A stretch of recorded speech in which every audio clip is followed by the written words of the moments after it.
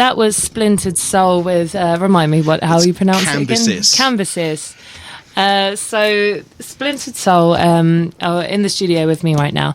They've just come back fresh from Bloodstock, where you played 2 amazing performances, I hear. I unfortunately missed it, but so you were on the Sophie stage. What was that on the That was on Saturday. On the Saturday, and you did an acoustic set on the Jägermeister stage as well. Yep, on the Sunday. Yeah, Sunday afternoon. So how did this all come about? Where do we start from? If we start from the genesis of the band, we'll run through it very quickly. In 2006, Chris Frost, who's the kind of instigator of this and our guitar player and main composer, he kind of, I think, decided that he liked a lot of different types of music and wanted to hear them all in one. So using the basis of metal, he fused it with film music and with world music and with progressive music, and kind of came up with his own writing style. And he got a band around him, and those guys did quite well, and they went to the New Blood stage in 2010, and they did all right.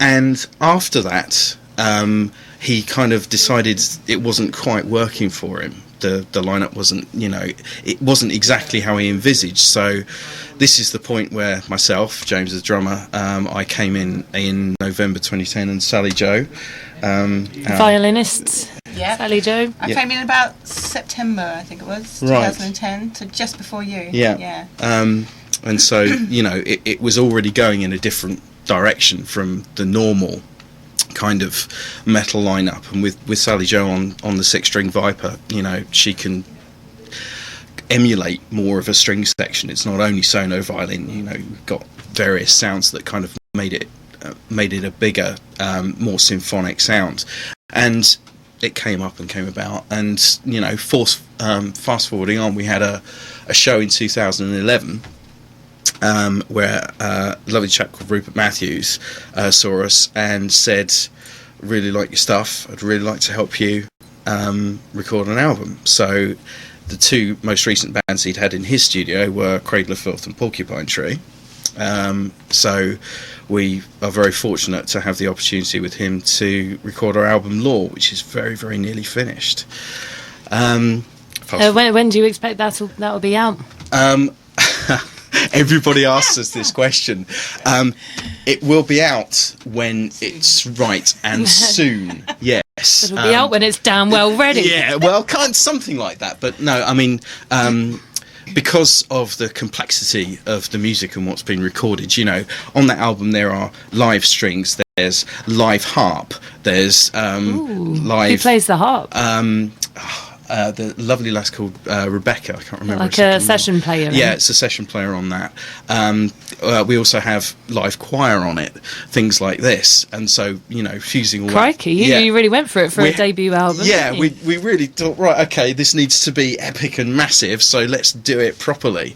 And the result is that we've kind of got to the very end stages, the mixing stage. It's like, this is quite a handful to get it all sounding as it should. But it's very, very nearly done, and it will be out, definitely before the end of the year. So my suggestion is, for those of you who are interested, keep your eyes on the Splintered Soul Facebook page, and is it just facebook.com/Splintered Soul, or go to splintersoul.com and it will redirect you there. We're currently revamping our website, but that'll be up very, very soon. And we're actually taking pre-orders as well for the CD on our Facebook page. So if you like what you hear on the show today, then go out and buy an EP. Yeah, they're very rare. They will be very rare when.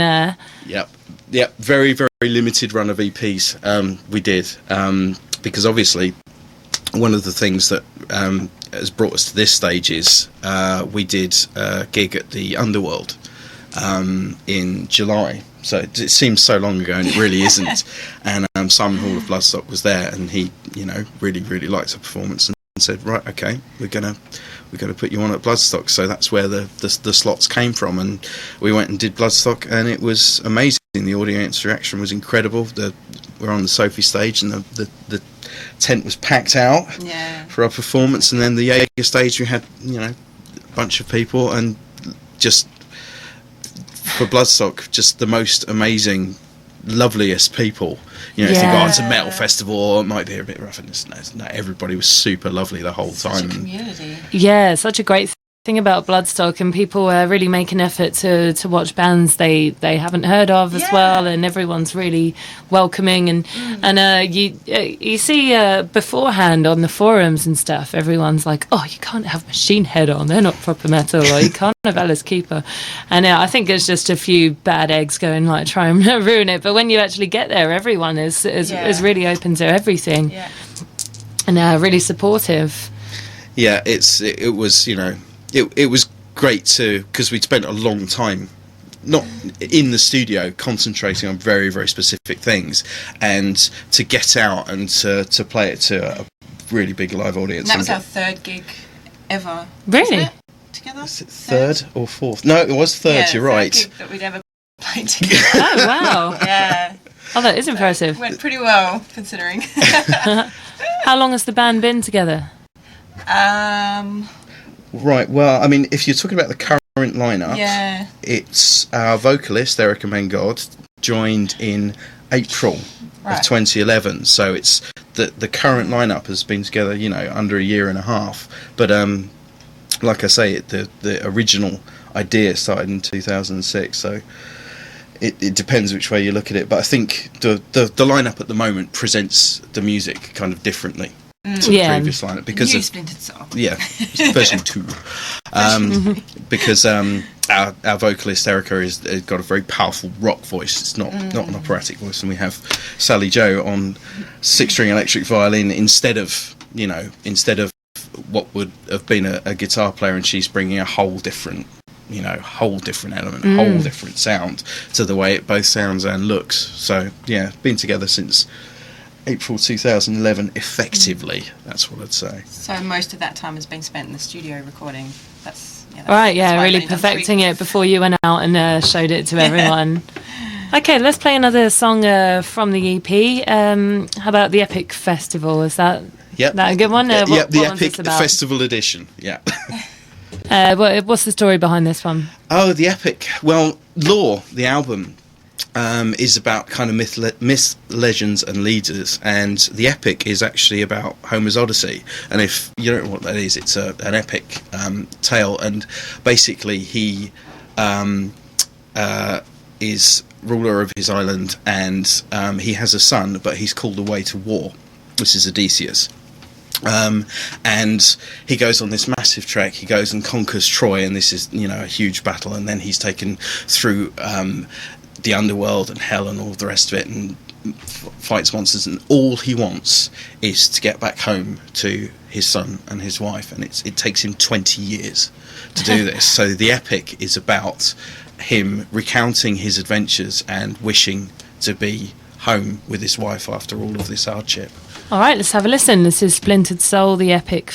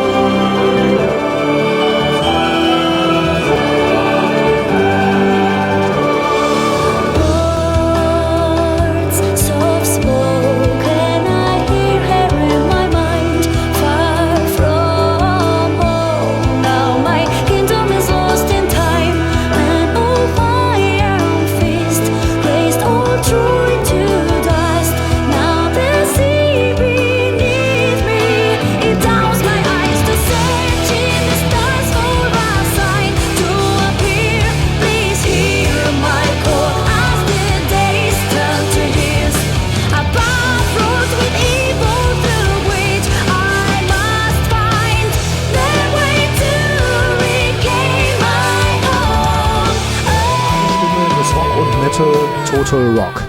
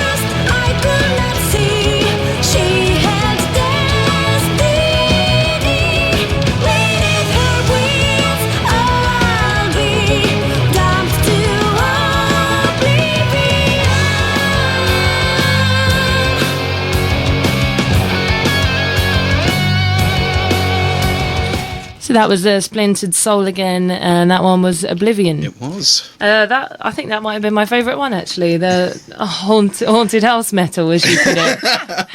The spooky sounding one.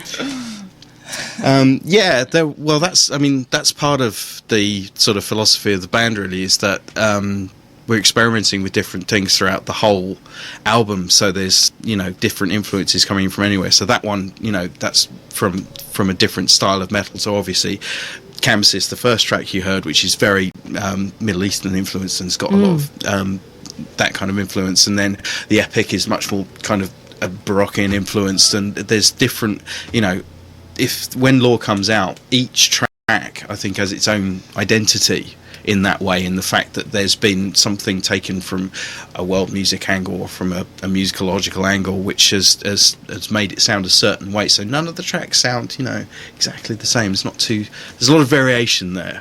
Yeah, that's a nice idea, keeping it fresh. You can't be pigeonholed into one exact genre like that. That's great. And you were saying to me before that you on the record you were playing all sorts of instruments and multi-tracking. Sally Joe, the violinist. This is the Sally Joe Orchestra. Yeah. Yeah, I played. I think each song had. I'm getting confused now. Whether it was 4. No, I think it was 8 first violin parts. Was it? Something like that. And then 8. Sorry, Chris, if I'm wrong. And 8 second violin parts, and then I think it was 6 viola parts. Yeah. Yeah, so when you play back the whole string section, there's heaps and heaps of me, but it sounds like an orchestra. It's kind of cool. They're certainly getting their use out of you, aren't they? Yeah. More than enough. Yes, everybody else plays once and Sally Joe plays 26 times, so she really have a credits list, kind of half a page long on the CD. So have you got any gigs coming up? We have, actually. Yeah, we've got the Red Raw Festival coming up at the Red Lion in Gravesend. That's right. We're on the 31st of August. Yep, and that's the full kind of cinematic metal set. So that's the full set, and we're on, I believe, I hope I get this right. We're on the 8th of September on the acoustic stage, because this is one of the things that we did at Bloodstock. Obviously, is we had we've got the full. What you've just heard on the CD, which is everything, and that's what we did on the Sophie stage on the Saturday, and on the Sunday we played the Jaeger tent with the acoustic stuff, and it's acoustic interpretations of the tunes. So Sally Joe's gone from her 6-string crazy electric violin, her Viper by Mark Wood, to an acoustic violin. It's acoustic guitars, acoustic kit, none of the symphonic stuff. And it's a different way of looking at the music, and certainly when we did it at Bloodstock on the Jaeger tent, there was a big audience reaction from the acoustic side of it as well. So if you want to hear 2 different interpretations of the music, it's well worth looking into. So 31st, which is Friday week, I believe, that's the big set, and the acoustic set on the 8th. So you said someone was filming you, on their phone during the Jägermeister thing, and that's up on YouTube, and actually sounds pretty good. Yeah, it was actually our photographer Fred Hunter, who we must give a shout out to. Fred Hunter, I know Fred Hunter. Aye. There you go. The Hunter, Fred Hunter. Yeah, he's, he was camping with us. Right. Yeah, Fred's awesome. He's shot my fire group a number of times. And he shoots one of my best friend's bands and stuff. Yeah, do carry on. Fred, you're being a bit of a dark horse there. You didn't tell us about that. But you didn't tell me you know Hayley Legs. Oh my god. He just from the acoustic from the main stage, we've got a bunch of proper video footage shot from multiple angles, which needs comping, but that'll be out relatively soon. But from the Jaeger stage, we just have an iPhone vid taken from the crowd by Fred. That's up on our Facebook page if you want to have a look, and that's of Canvases, but the acoustic version, which sounds completely different, and it's got Chris and Erica playing Dumbex on it, and obviously the acoustic violin, and Mr. Penders on bass, who I've failed to mention up until now. Yes, we do have poor Penders, 6-string bass player. in our band, the lovely Mr. and super talented Mr. Andrew Penders. And yeah, that video's on our Facebook page now, if you want to check it out for a different interpretation. And the videos of the big set on the Sophie stage, they'll be up soon. Yeah. They're being edited as we speak. Okay, I'm having a search. Right now. Okay, so you said you had a couple of shout outs to make as well.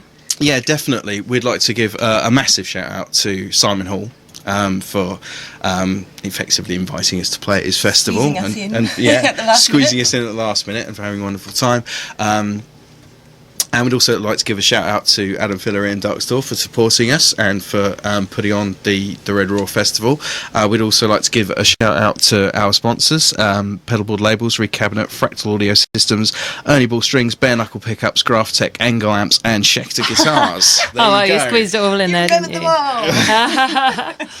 All right, well, lovely talking to you. Thank you very much for coming on the show, Splintered Soul. Thank you. Thanks for having us.